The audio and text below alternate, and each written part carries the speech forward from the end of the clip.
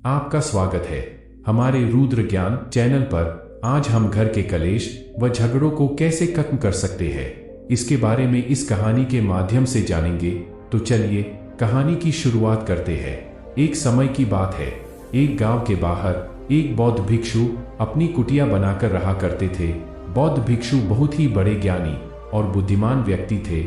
हर रोज जब वह उस गांव में भिक्षा मांगने जाते तो अक्सर कोई ना कोई उनसे अपनी समस्या का समाधान पूछता और बौद्ध भिक्षु भी बहुत ही आसानी और बुद्धिमानी के साथ लोगों को उनकी समस्या का समाधान सुझाव देते।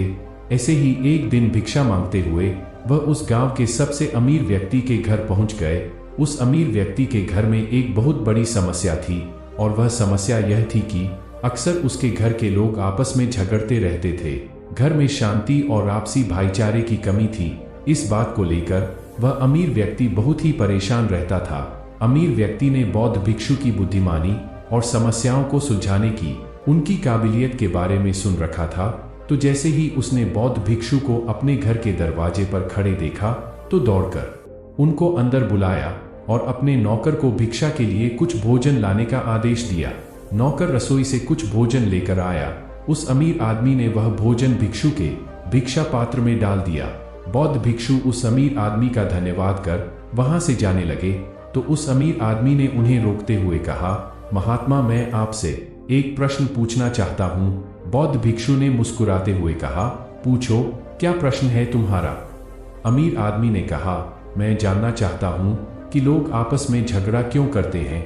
बौद्ध भिक्षु थोड़ी देर तक मौन रहे, फिर ऊंची आवाज में चिल्लाते हुए बोले, मैं तुम्हारे यहाँ भिक्षा लेने आया था, ना कि तुम्हारे फालतू प्रश्नों का उत्तर देने।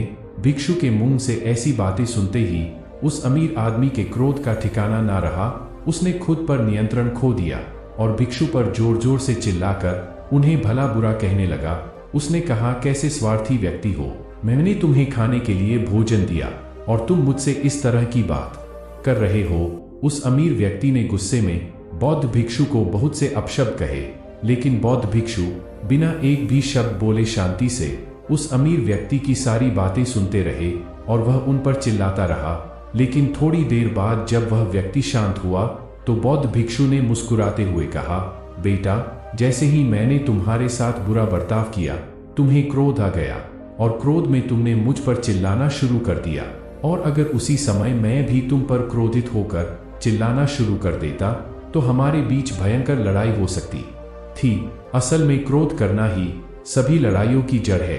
जब एक व्यक्ति क्रोधित हो और दूसरा व्यक्ति भी क्रोधित होकर उसकी बातों का जवाब देना शुरू कर देता है और ऐसा से लड़ाई का बढ़ना निश्चित है।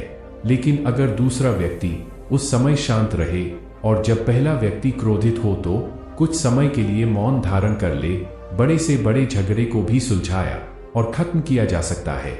साधारण शब्दों में कहे तो परिवार के सदस्यों का एक दूसरे के प्रति सहनशील होना ही घरेलू झगड़ों को खत्म करने का एकमात्र तरीका है।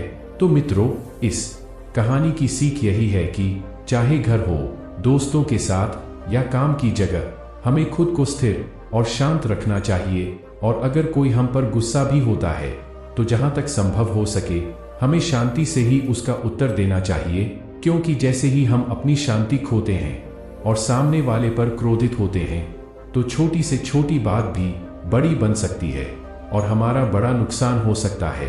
दोस्तों, वीडियो अच्छा लगा हो तो चैनल को सब्सक्राइब करके बेल नोटिफिकेशन जरूर ऑन कर लें। धन्यवाद।